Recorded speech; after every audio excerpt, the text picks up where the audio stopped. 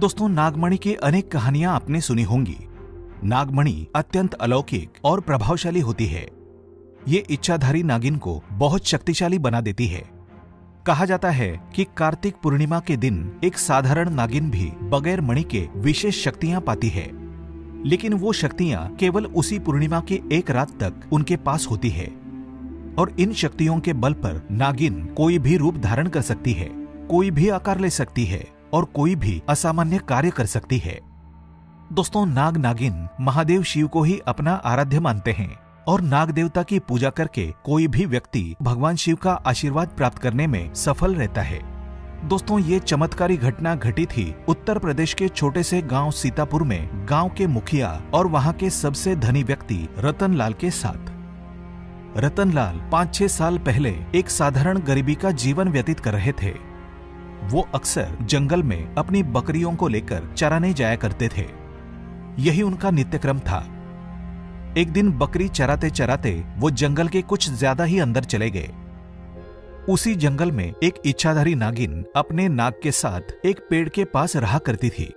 वो नागिन गर्भवती थी।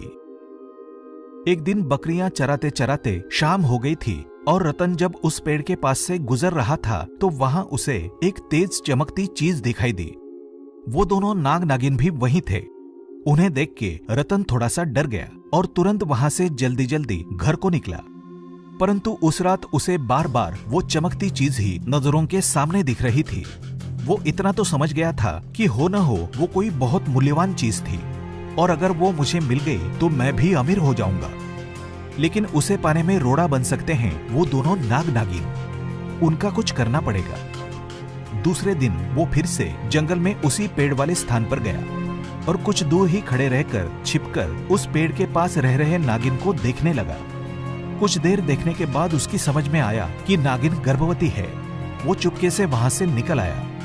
रतन घर पर आकर सोचने लगा कि ये अच्छा मौका होगा। जब नागिन अपने बच्चे को जन्म देगी तभी वो नागमणि चोरी कर सकता है।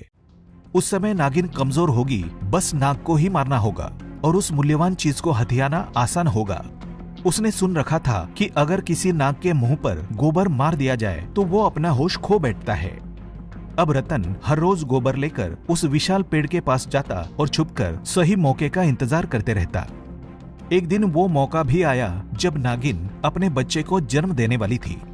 चुपके से रतन ने नाग के मुंह पर तेजी से गोबर मारा तो नाग होश खो बैठा। फिर एक बड़े पत्थर से उसने नाग को मार डाला। उसके बाद उसने कमजोर हुई नागिन और उसके नवजात बच्चे को भी मार डाला और उस चमकीली चीज जो कि नागमणि थी उसको उठाकर तुरंत घर की तरफ निकल पड़ा। लेकिन उधर नागिन किसी तरह बच गई थी। वो बेहोश पड़ी थी। जब नागिन को होश आया और उसने बच्चे और पति को मरा देखा तो उसके दुख दर्द का ठिकाना नहीं रहा। उसने रतन को सबक सिखाने की ठानी, परंतु अब वो उतनी शक्तिशाली नहीं रही थी। मणि चले जाने के कारण वो अपनी चमत्कारी शक्तियों का प्रयोग नहीं कर सकती थी, लेकिन अभी भी वो अपना रूप तो बदल ही सकती थी। इधर रतन को जैसे ही वो मणि मिली उसका पूरा जीवन ही पलट गया। इस बार उसे इतनी फसल मिली और अच्छे दामों में बिकी जैसे समझो उसे कोई लॉटरी ही लग गई हो। वो जिस काम में हाथ डालता लाभ ही लाभ पाता और रतन समझ चुका था कि ये सब उस चमत्कारी नागमणि का ही कमाल है। नागमणि ही उसके घर में समृद्धि ला रहा है। गांव में अब उसकी प्रतिष्ठा बढ़ गई थी। रतन के इस रुतबे को देख रतन के लिए उसके पास के ही गांव से एक अच्छा रिश्ता आया। सीमा नाम के सुंदर सुशील कन्या से उसका विवाह संपन्न हुआ। सीमा अपने पति रतन को बहुत प्यार करती थी और बहुत आदर करती थी। दोनों एक दूसरे का कदम कदम पर साथ निभाते। उनकी जोड़ी गांव में मिसाल बन चुकी थी। उधर नागिन भी एक पुरुष का रूप धारण करके रमेश नाम से रतन के यहाँ उसका मुंशी बन गई और रतन का विश्वास जीतने लगी। रतन भी रमेश के व्यवहार और वफादारी को देखकर उसे अपने भाई समान ही मानने लगा। एक दिन सीमा खुशी खुशी अपने पति रतन के पास आई। उसने रतन को बताया कि तुम पिता बनने वाले हो, मैं गर्भवती हूँ। ये सुन रतन की खुशी का ठिकाना नहीं रहा। उस दिन वो खुद अपने मुंशी रमेश के पास गया और बोला कि देखो रमेश, मेरा कोई भाई नहीं है, परंतु जब से तुम्हारा साथ मिला है तुम सगे भाई से भी बढ़कर बन चुके हो। आज मैं बहुत खुश हूँ, इसलिए आज मैं अपनी पत्नी और तुम्हें एक खास जगह ले जाना चाहता हूँ। मेरी पिछली जिंदगी से अवगत कराना चाहता हूँ। मेरा इस दुनिया में तुम लोगों के सिवा कोई नहीं है। फिर वो अपनी पत्नी और रमेश को गाड़ी में बिठाकर गांव के कोने में ले जाकर एक छोटी सी कुटिया के सामने रुक गया। उसने बताया कि जब वो छोटा था तब इसी कुटिया में उसकी माँ उसे जन्म देते वक्त चल बसी थी। उसके पिता भी कुछ समय पहले ही ये दुनिया छोड़ चुके थे। तब एक बूढ़े बाबा ने उसकी माँ को वहीं दफना दिया था और रतन को भी उसी बूढ़े बाबा ने पाला था। रतन ने बताया कि जब भी उसके साथ कोई बुरी घटना होती है तो बस इस कुटिया के पास चला जाता है। यहाँ उसे एक अनोखे सुकून का एहसास होता है।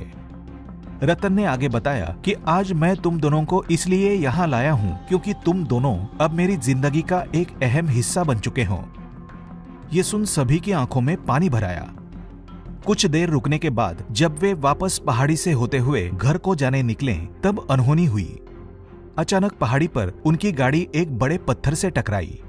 रतन गाड़ी में ही फंसा रहा, लेकिन उसकी पत्नी सीमा पहाड़ के नीचे गिर के एक पेड़ पर अटक गई। उस पेड़ के ठीक नीचे बहुत ही गहरी खाई थी। दोस्तों, वो रात कार्तिक पूर्णिमा की ही थी। रमेश की शक्तियां जागृत हो गई थी। वो पुनः अपने नागिन के रूप में परिवर्तित हो गया। रतन रमेश को देख हक्का बक्का रह गया। जिसे वो रमेश समझ रहा था उसका असली रूप देखकर वो हैरान हो गया। उसके पैरों तले जमीन खिसक गई। नागिन ने रतन को बताया कि कैसे वो भी रतन के कारण ठीक ऐसी ही स्थिति में फंसी थी। रतन ने उसका पूरा घर संसार लूट लिया था, उसके पति और बच्चे को मार डाला था।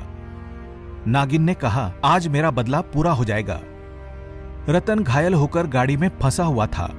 रो रोकर वो नागिन की मिन्नतें करने लगा, भले ही मेरी जान ले लो, परंतु मेरी पत्नी गर्भवती है, उसे छोड़ दो। नागिन का हृदय पिघल गया। उसे याद आया कि क्या होता है जब कोई अपना छिन जाता है। वो जिंदगी का सबसे बड़ा दुख होता है। नागिन ने रतन का उसके पत्नी के प्रति सच्चा प्यार देखकर उसे माफ कर दिया। सीमा को उस पेड़ से निकालकर बचा लिया और दोनों को हॉस्पिटल छोड़कर खुद वापस जंगल उसी विशाल पेड़ के पास चली गई। जब रतन हॉस्पिटल से स्वस्थ होकर अपनी पत्नी के साथ घर वापस लौटा तो उसे अपनी गलती पर पश्चाताप हुआ। उसे एहसास हुआ कि कितनी बड़ी गलती उससे हुई है। अपने स्वार्थ के लिए एक नाग परिवार पर उसने कहर ढाया था। वो नागमणि को लेकर उसी विशाल पेड़ के पास गया और उस पेड़ के पास उस नागमणि को रखकर फूट फूट कर रोने लगा। मन ही मन नागिन से माफी मांगता रहा और शाम को वापस घर आ गया।